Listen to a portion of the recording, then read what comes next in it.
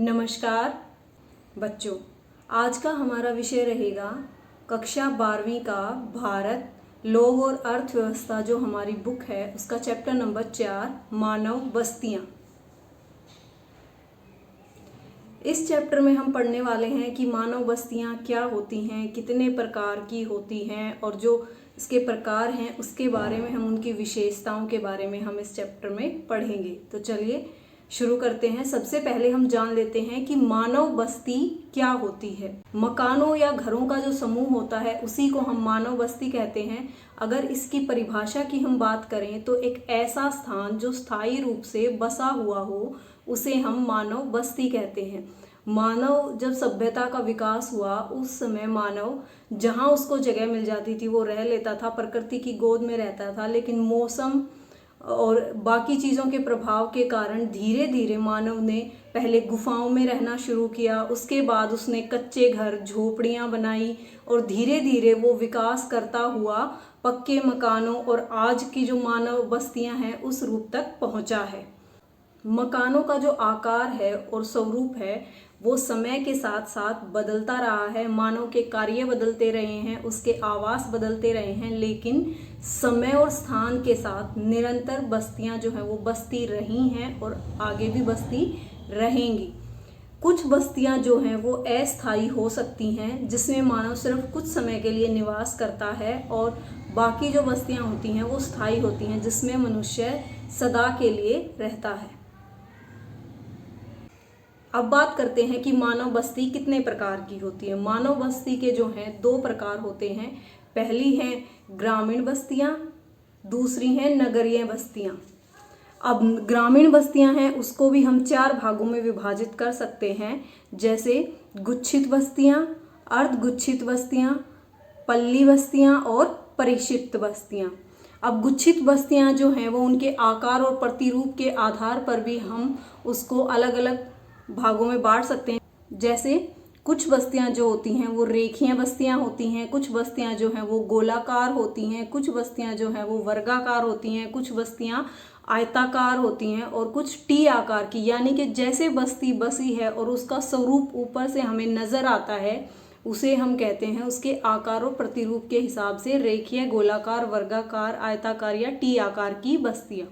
अब बात करते हैं नगरीय बस्तियों की। नगरीय बस्तियां जो है वो विकास के आधार पर, जनसंख्या के आधार पर और कार्यों के आधार पर हम इनको अलग अलग भागों में विभाजित कर सकते हैं। विकास के आधार पर हम कहेंगे कि प्राचीन नगर, मध्यकालीन नगर और आधुनिक नगर होते हैं, और जनसंख्या के आधार पर वो कस्बा है, शहर है, नगर है, महानगर है, मेगा नगर है, नगरीय संकुल है, सन नगर है या फिर विश्व नगरी है।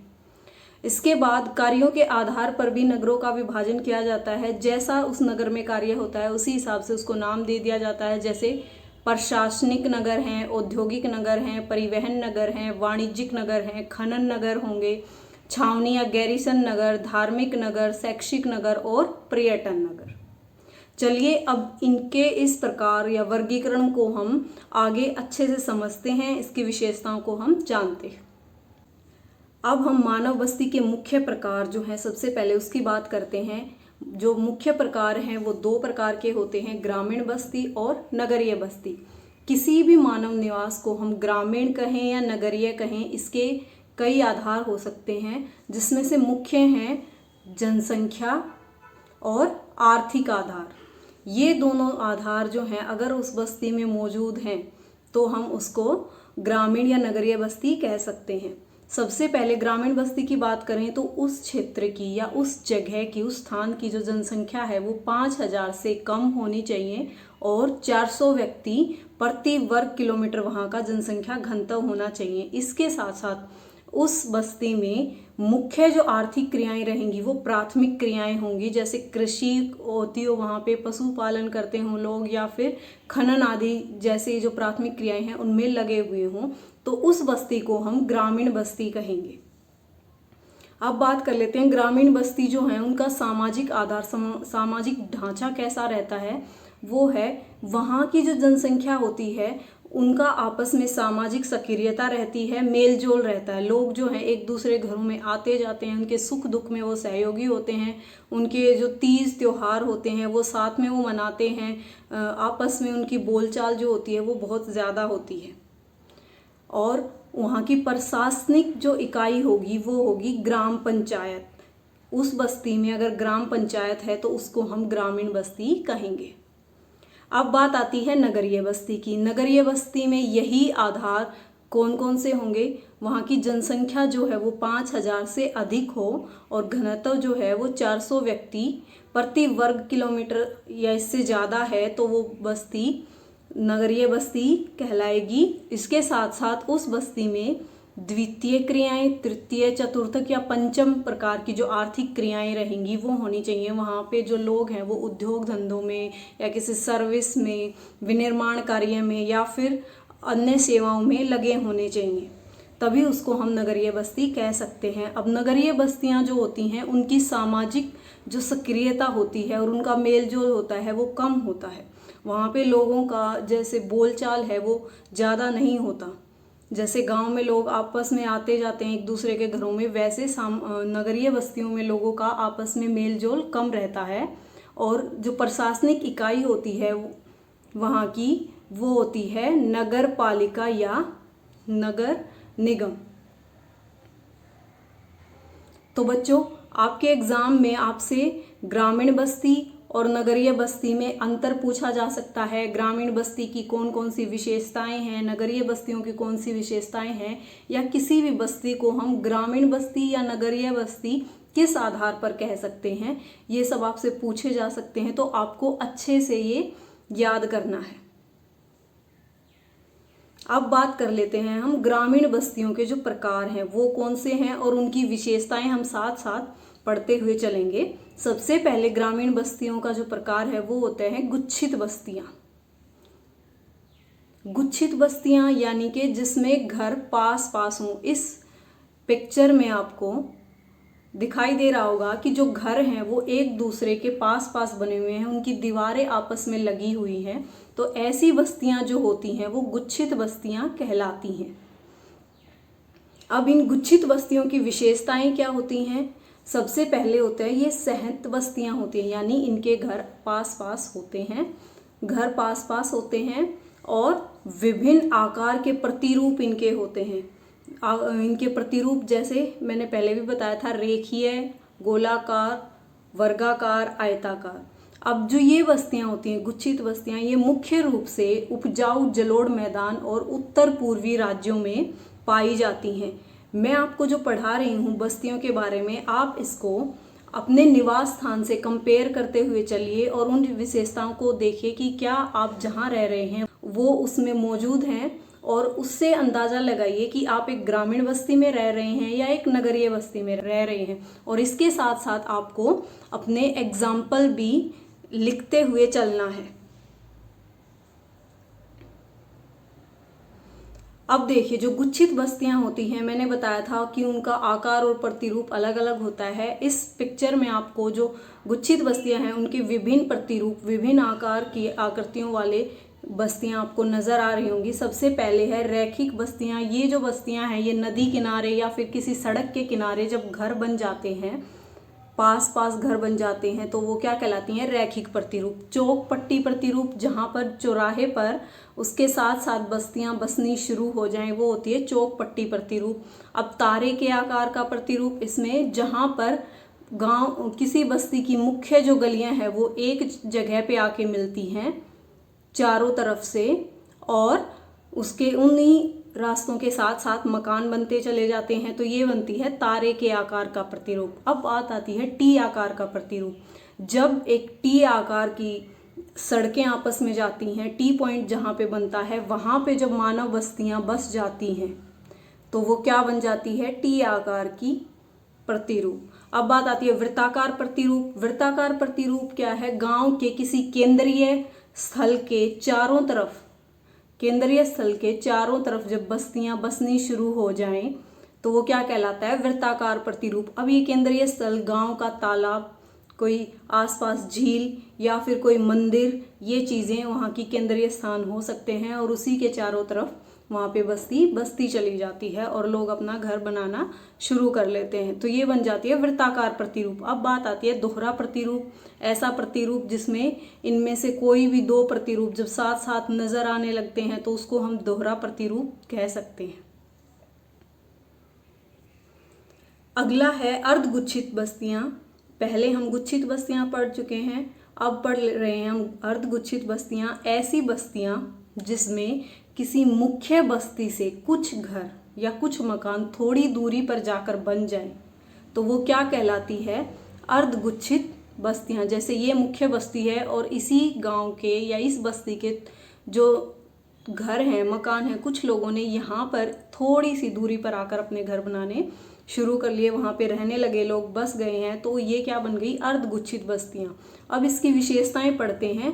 सबसे पहले जो ये बस्तियाँ होती हैं, ये सहत जो गांव होंगे उन्हीं का विखंडित रूप है। जैसे ये मुख्य बस्ती थी, यहाँ से लोग दूसरी आसपास की जगह पे गए, अपने घर बना लिए, तो क्या हो गया? इसी का विखंडन हो गया है, इनके बीच में थोड़ी सी दूरी आ गई है, तो ये क्या कहलाती हैं? विखंडित रूप है ये इनका। दूसरा यह, इसमें क्या होगा? जो दूसरी तरफ गया है वो किसी एक विशेष वर्ग का समूह होगा जो गांव से थोड़ी दूरी पे जाके बस जाता है। अब तीसरा है ये स्थान जो है, ऐसी बस्तियां गुजरात के मैदानी भाग जो होंगे गुजरात के और राजस्थान के कुछ भागों में ये बस्तियां बसी हुई होती हैं। आप भी अपने आसपास उदाहरण देखिए और पता लगाइए कि अर्धगुच्छित बस्तियां, गुच्छित बस्तियां कहाँ कहाँ पाई जाती हैं। अब बात करते हैं ग्रामीण बस्तियों के तीसरे प्रकार यानी पल्ली बस्तियों की। पल्ली बस्तियां क्या होती हैं? ऐसे स्थान जो भौतिक रूप से अनेक इकाइयों में विभाजित हो जाते हैं, उनको हम कहते हैं पल्ली बस्तियां। जैसे ये एक बस्ती आपको नजर आ रही है यहाँ, इसमें क्या है? कुछ घर आपको यहाँ नजर आ रहे हैं, कुछ यहाँ पे नजर आ रहे हैं, फिर यहाँ है, तो क्या है? ये भौतिक विभाजन हो गया। ये विभाजन जो है स्थानीय स्तर पर ही होगा, अलग अलग इकाइयों में बट जाएंगे और लोग इनको अलग अलग नाम से, जैसे पान्ना, पाली, नगला या ढाणी के नाम से जाते हैं। जो गांव में रहते हैं वो इस चीज़ को अच्छे से समझ सकते हैं कि एक ही गांव में अलग अलग नाम से पान्ने बन जाते हैं, जिसमें वो रहता एक ही गांव है लेकिन उसका स्थानीय विभाजन हो जाता है अलग अलग इकाइयों में। लोग एक दूसरे के घरों को पान्ने के नाम से जान जाते हैं कि उस व्यक्ति का घर उस पान्ने में है, उस व्यक्ति का घर उस पान्ने में है, तो लोग ऐसे एक दूसरे को इस तरह से भी जानने लगते हैं। अब बात आती है, ये जो विभाजन है ये सामाजिक और मानवीय कारकों द्वारा अभिप्रेरित होता है। ऐसे स्थान जो हैं वो मध्य व निम्न गंगा के मैदान और हिमाचल की निचली घाटियों में पाए जाते हैं। बच्चों, आप जो भी अभी इस चैप्टर में सुन रहे हैं, जो भी आप समझ रहे हैं, उसको अपने आसपास के वातावरण से जोड़ के देखिए, आप किस प्रकार की बस्ती में रहते हैं। बच्चों, अब हम बात करते हैं ग्रामीण बस्तियों के अगले प्रकार यानी परिक्षिप्त बस्तियों के बारे में। परिक्षिप्त बस्तियां क्या होती हैं? ये एकाकी बस्तियां होती हैं, यानी कि खेतों या चरागाह के रूप में विकसित होती हैं। किसी एक खेत में एक मकान बना हुआ नजर आएगा और फिर दूसरे दूर कहीं एक और घर बना हुआ नजर आएगा। ऐसी जो बस्तियां होती हैं वो एकाकी बस्तियां होती हैं। आप अपने आसपास भी ये चीज़ देख सकते हैं। जो लोग पहले मुख्य गांव में रहते थे वो क्या करते हैं, अपने खेतों में जाकर घर बना लेते हैं। और हर व्यक्ति तो अपने खेत में घर बनाता नहीं है, तो क्या करते हैं, कुछ ऐसे परिवार होते हैं जो खेतों में जाकर अपने घर बनाकर रहने लगते हैं। तो क्या होता है, फार्म हाउस वहाँ पे बन जाते हैं और ये बस्तियाँ जो हैं वो एकाकी बस्तियों के रूप में हमें नज़र आती हैं। इस पिक्चर में आपको ये बस्तियाँ नज़र आ रही होंगी। यहाँ पे एक घर यहाँ है और फिर काफ़ी दूरी पर चलकर एक घर ये है और फिर ये घर है। बाकी यहाँ पे चारों तरफ घास का मैदान या खुला एरिया हमें नज़र आ रहा है। ऐसी बस्तियाँ जो हैं वो मुख्य रूप से मेघालय, उत्तराखंड, केरल के कई भागों में पाई जाती हैं। अब बात करते हैं ग्रामीण बस्तियों के प्रकार या प्रतिरूप के लिए उत्तरदायी कारक कौन कौन से हैं या मुख्य दशाएं कौन सी होती हैं। कोई भी बस्ती कहाँ पर बसेगी, किस प्रकार की रहेगी, उसका प्रतिरूप क्या होगा, उसके पीछे कुछ कारक होते हैं जो उस बस्ती की बसावट में सहयोगी हो सकते हैं। तो हम जान लेते हैं कि ऐसे कौन से कारक हैं। सबसे पहले है भौतिक लक्षण। किसी भी क्षेत्र की भूभाग की प्रकृति कैसी है, कितनी ऊंचाई पर है, जलवायु का कैसा प्रभाव है वहाँ पर, और जल की उपलब्धता कितनी है वहाँ पे, इस आधार पर कोई बस्ती वहाँ पर बसेगी या नहीं बसेगी निर्भर करता है। अगर भूभाग की प्रकृति ठीक है, मैदानी भाग है, समतल भाग है, तो लोग वहाँ पे बसावट करना शुरू कर देते हैं, अपने घर बनाना शुरू कर देते हैं। ऊबड़ खाबड़ स्थान पर लोग कम रहते हैं। ज़्यादा ऊंचाई वाले क्षेत्र पे जो लोग जाकर रहना शुरू कर देते हैं। नीचे ढलान वाले क्षेत्र पे या तलहटी में लोग नहीं रहते क्योंकि बाढ़ का खतरा रहता है। जलवायु अगर सम जलवायु है, लोग वहाँ पे रह पाएंगे जलवायु के प्रभाव में भी, तो वहाँ पर वो अपना घर बनाते हैं। और जल की जहाँ पे उपलब्धता रहेगी, ये तो सबसे मुख्य तत्व है। अगर जल ही नहीं है तो लोग वहाँ पर रहेंगे नहीं। इसीलिए जो हमारी मानव सभ्यताएं थी शुरुआत, वो नदी घाटियों के किनारे ही शुरू हुई थी। अब बात है दूसरे कारक की, यानी सांस्कृतिक कारक। किसी भी स्थान की सामाजिक संरचना, जाति और धर्म पर भी कई चीज़ें निर्भर करती हैं। बस्तियां वहाँ पे बसेंगी या नहीं, ये भी निर्भर करता है। सुरक्षा संबंधी कारक भी हो सकते हैं, जैसे चोरी डकैती के डर से लोग क्या करते हैं, पास पास घर बनाना शुरू कर लेते हैं ताकि वो सुरक्षित महसूस कर सके। जहाँ पर राजनीतिक अशांति हो वहाँ पे लोग रहना पसंद नहीं करते हैं। जहाँ दंगे रोज रोज भड़कते हैं, वहाँ से लोग क्या करेंगे, प्रवास भी कर जाते हैं, वहाँ रहना पसंद नहीं करते। खुद का घर होते हुए भी वहाँ से लोग चले जाते हैं। तो अगर किसी व्यक्ति को मौका मिलता है तो वो ऐसे स्थान पर बिल्कुल भी नहीं रहना चाहेगा जहाँ पे राजनीतिक अशांति हो। इसीलिए ये कारक बस्तियों की बसावट में मुख्य रूप से उत्तरदायी हो सकते हैं। बाकी है अन्य सुविधाओं की उपलब्धता। जहाँ पे ज़्यादा सुविधाएं मिलेंगी, अच्छी सुविधाएं मिलेंगी, वहाँ पे बस्तियां जो हैं वो बसनी शुरू हो जाती हैं। अब बात करते हैं नगरीय बस्तियों की। नगरीय बस्तियां मैंने बताया था जिनकी जनसंख्या 5000 से ज़्यादा हो, जहाँ पे कोई नगर निगम, नगर पालिका जैसी प्रशासनिक इकाई हो और वहाँ के लोग द्वितीय, तृतीय और चतुर्थ या पंचम क्रियाओं में लगे हुए हों। अब बात करते हैं भारत की नगरीय बस्तियों का वर्गीकरण। ये 3 आधार पे हम करते हैं। पहला है विकास के आधार पे, फिर दूसरा जनसंख्या के आधार पे, और फिर तीसरा करते हैं हम कार्यात्मक वर्गीकरण। आइए जान लेते हैं सबसे पहले विकास के आधार पर नगरों का वर्गीकरण। सबसे पहले है प्राचीन नगर, मध्यकालीन नगर और आधुनिक नगर। प्राचीन नगर जब मानव सभ्यताओं के बसावट शुरू हुई थी और उसके बाद से लेकर मध्यकालीन युग जब तक स्टार्ट नहीं हुआ तब तक कुछ बस्तियां जो हैं वो बसी थी। उसमें से कई जो है नगरों में परिवर्तित हो गई थी, उन्हीं को हम प्राचीन नगर कहते हैं। जैसे वाराणसी, जिसे हम आज बनारस के नाम से जानते हैं, वो क्या है, प्राचीन नगर है, प्राचीन काल में बसा हुआ एक नगर है। प्रयाग, जिसको आज हम इलाहाबाद के नाम से जानते हैं, ये भी प्राचीन नगर है। पाटलिपुत्र, पटना, ये भी प्राचीन काल में बसे हुए नगर हैं, इसीलिए हम इनको प्राचीन नगर कहते हैं। इतिहास में हम ये तीनों काल पढ़ चुके हैं, प्राचीन काल, मध्यकाल और आधुनिक काल।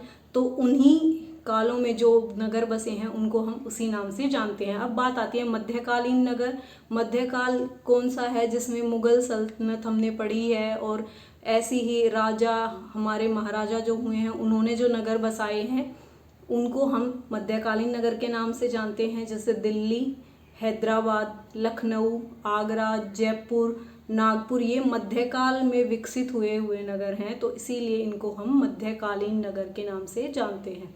अब बात है आधुनिक नगर की। आधुनिक नगर जो हमारी स्वतंत्रता के बाद और स्वतंत्रता से पहले जब अंग्रेजों का शासन भारत में था, उस समय जो नगर विकसित हुए हैं उनको हम आधुनिक नगर के नाम से जानते हैं। अंग्रेजों ने प्रारंभ में व्यापार के लिए कुछ नगर बसाए थे, कुछ बस्तियां बसाई थी। उसके बाद धीरे धीरे स्वतंत्रता के बाद भी कुछ नगर विकसित हुए हैं और अब भी नगरीय बस्तियां जो हैं वो विकसित हो रही हैं। इनको हम आधुनिक नगर के नाम से जानते हैं। इसमें सूरत, दमन, गोवा, पांडिचेरी, मुंबई, चेन्नई, कोलकाता, चंडीगढ़, गांधीनगर, दुर्गा, भिलाई जैसे नगर आते हैं। अब बात करते हैं जनसंख्या के आधार पर नगरों का वर्गीकरण कैसे होता है। सबसे पहले है कस्बा। हमने बात की थी कि नगर की परिभाषा क्या है। सबसे पहले कि जो 5000 से ज़्यादा जनसंख्या हो जाए तो उसको हम नगर का नाम दे देते हैं। अब इसमें जो पहली स्टेज है वो है कस्बा। इसके बाद जब जनसंख्या और ज़्यादा बढ़ जाती है तो वो बन जाता है शहर। और इसके बाद जब उसी नगर की जनसंख्या बढ़ती रहती है और वो जनसंख्या 1 लाख से पार कर जाती है और 10 लाख तक वो जनसंख्या रहेगी तो उसको बोलते हैं हम प्रथम नगर। जब जनसंख्या 10 लाख से 50 लाख तक के बीच हो जाए तो उस नगर को हम बोलते हैं महानगर। अब जनसंख्या 50 लाख से अधिक अगर हो जाती है तो उसको हम मेगा नगर के नाम से जानते हैं। अब बात करते हैं नगरीय संकुल क्या होता है, जिसमें नगर या महानगर अगर विस्तरित होते रहें तो उसी को हम क्या कहते हैं, नगरीय संकुल। ये नगरीय संकुल नगरों और महानगरों के विस्तार द्वारा निर्मित होते हैं। अब बात करते हैं सन्नगर की। 2 या 2 से अधिक नगर जब आपस में मिल जाते हैं तो उसको हम बोलते हैं सन्नगर। जब 2 नगरीय क्षेत्र आपस में जुड़ जाएं तो क्या कहलाएंगे, सन्नगर। याद रखना, पेपर में ये एक एक नंबर में भी पूछे जा सकते हैं। इससे बात करते हैं विश्व नगरी की। विश्व नगरी यानी बहुत बड़े स्तर पर हो जाता है। इसमें अनेक जो सन्नगर हैं या 2 सन्नगर हैं या सन्नगरों का जो समूह बन जाएगा उसको हम कहते हैं विश्व नगरी। बच्चों, अब आपको जो मैंने ये बताए हैं कस्बा से लेकर विश्व नगरी तक जो नगरों के प्रकार हैं जनसंख्या के आधार पर, आप इसके एग्जाम्पल खुद अपने आसपास के कस्बे या शहर से अंदाज़ा लगाइए कि आपका जो आसपास का शहर है या कस्बा है या नगर है कितनी जनसंख्या है और वो इनमें से किसके वर्गीकरण में आता है। और अपने आप इसके एग्जाम्पल भी आप लिखिए। आप इसमें एग्जाम्पल में नगरीय जो संकुल है, नगरीय संकुल में बता देती हूँ। नगरीय संकुल है जैसे हमारा दिल्ली का जो प्रभाव क्षेत्र है वो इसके आसपास के राज्यों पर भी पड़ रहा है और इसको हम एनसीआर के नाम से भी जानते हैं। तो ये क्या है, एक तरह से नगरीय संकुल का ही रूप है। यानी नगर या महानगर जो है वो विस्तरित हो रहा है, उसका प्रभाव आसपास के क्षेत्रों पर पड़ रहा है।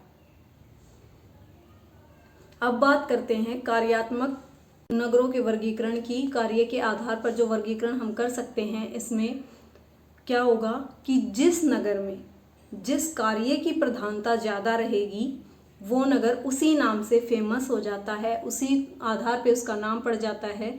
इसमें सबसे पहले प्रशासनिक नगर, ऐसे नगर जिनमें प्रशासन से संबंधित कार्य होते हों, जैसे दिल्ली है, चंडीगढ़ है, किसी भी राज्य की राजधानी है, वहाँ पर क्या होगा, प्रशासन से संबंधित कार्य होते हैं उस राज्य के, देश के, तो क्या है वो प्रशासनिक नगर।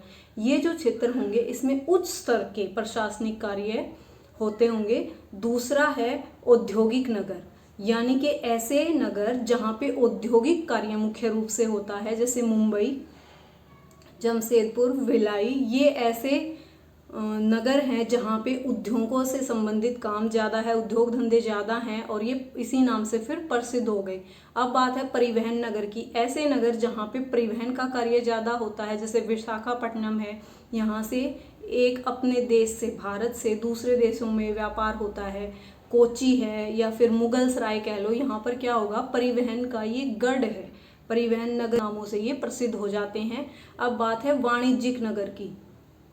वाणिज्यिक नगर यानी जहाँ पे व्यापार का कार्य ज़्यादा होता है, बिजनेस ज़्यादा होता है, तो ऐसे सिटीज़ क्या कहलाते हैं, वाणिज्यिक नगर। इसमें कोलकाता, सहारनपुर जैसे जो नगर हैं वो इसमें आते हैं। अब बात करते हैं खनन नगर की, जहाँ पे खनन से संबंधित कार्य होते हैं, कच्चा माल जहाँ से निकाला जाता है, खदानें जहाँ पे होती हैं, ये नगर किस नाम से प्रसिद्ध हो जाते हैं, खनन नगरों के नाम से। इसमें जैसे रानीगंज, झरिया, ये मैं 2-2 एग्जाम्पल आपको बता रही हूँ, 2-2, 3-3, आपको इससे भी ज़्यादा एग्जाम्पल अपने आसपास नज़र आ जाएंगे।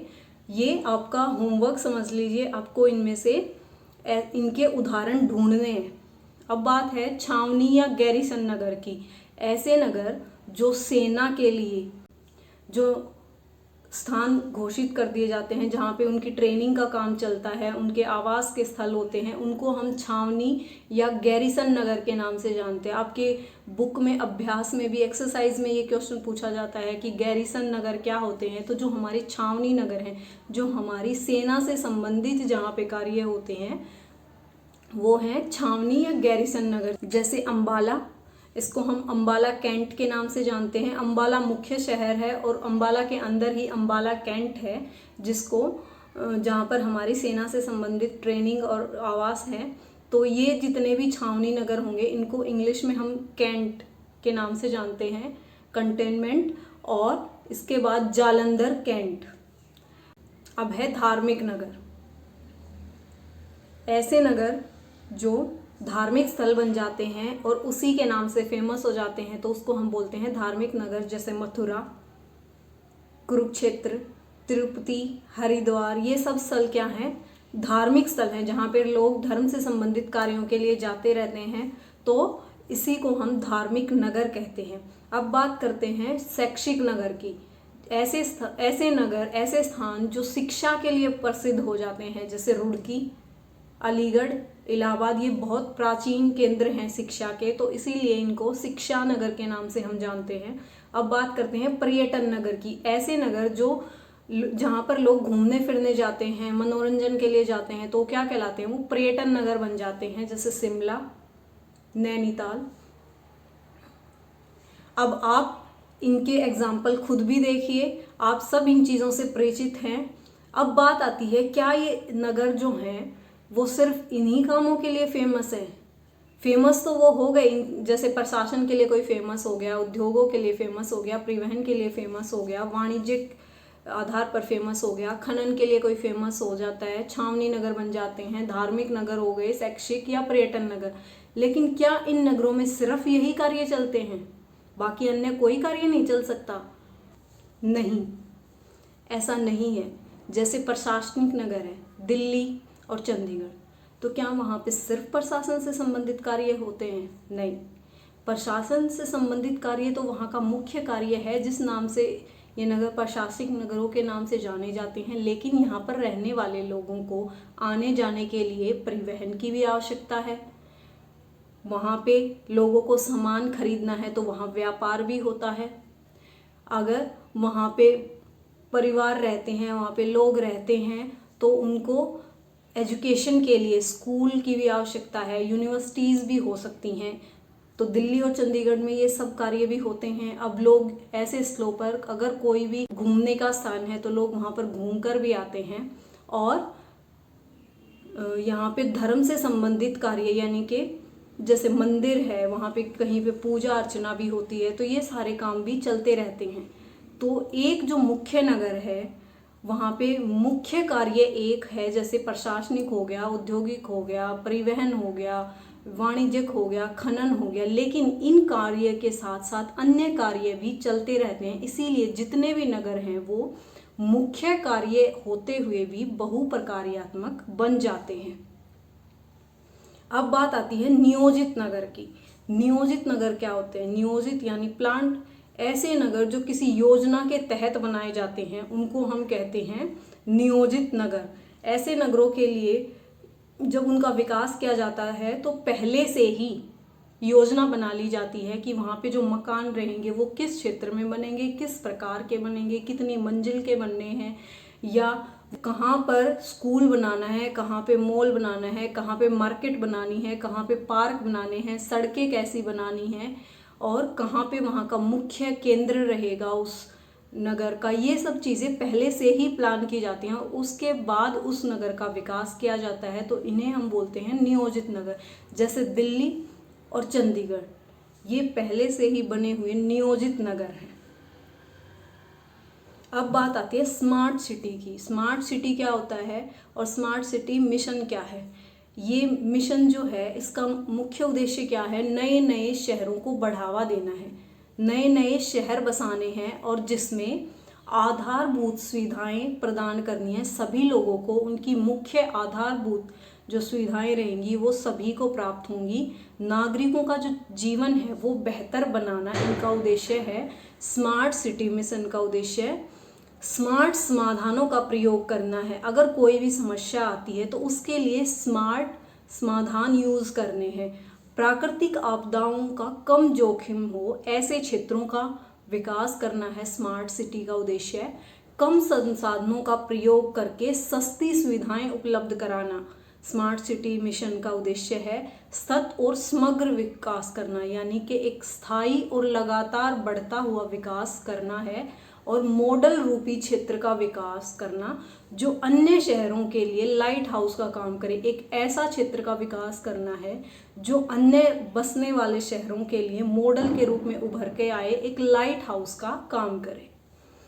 ये है स्मार्ट सिटी मिशन के उद्देश्य, यानी कि एक ऐसा सिटी जो जहाँ पे हर एक चीज़ जो है वो स्मार्ट तरीके से होगी, जिसमें संसाधन जो हैं वो अच्छे से यूज़ होंगे, कम संसाधनों में ज़्यादा आवश्यकताएं पूरी की जाएं और समाधान जो है वो स्मार्ट हों और प्राकृतिक नेचुरल डिजास्टर जो आते हैं उनका जोखिम कम रहे।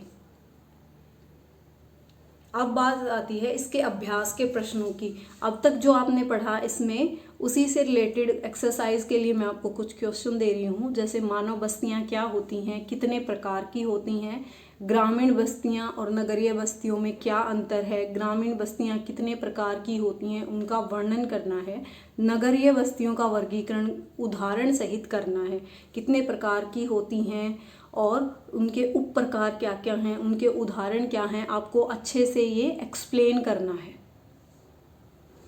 अब आपकी जो एनसीईआरटी की बुक है उसमें अभ्यास में आपको क्वेश्चन दिए हुए हैं, वो मैं आपको कराती हूँ अभी।